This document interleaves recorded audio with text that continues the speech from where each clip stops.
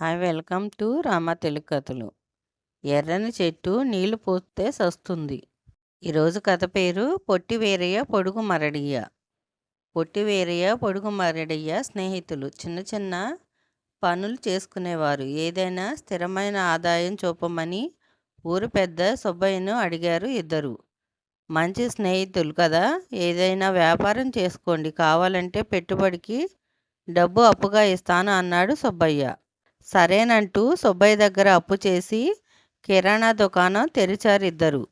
గల్లాపెట్టి దగ్గర వేరే కూర్చుంటే వచ్చేవారికి సరుకులు ఇచ్చే బాధ్యత మరేడేది.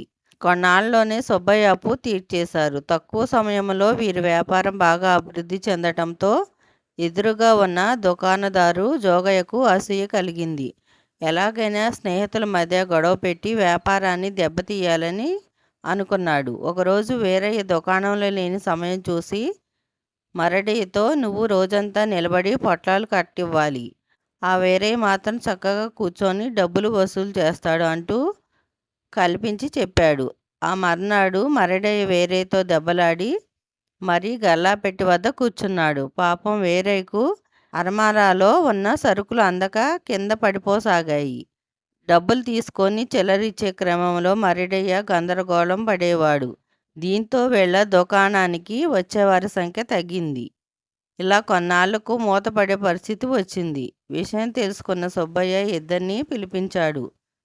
అసూయతో జోగయ్య చెప్పిన మాటలు విని మీ వ్యాపారం చెడగొట్టుకున్నారు. వీరయ్య గల్లాపెట్టి ముందు మరడయ్య సరుకుల పొట్లాలు అందించేవాడు. ఎవరి పని వాళ్ళు నిజాయితీగా చేస్తున్నప్పుడు మూడో మనిషి మాటలు ఎందుకు వినాలి అంటూ చివాట్లు పెట్టాడు సుబ్బయ్య.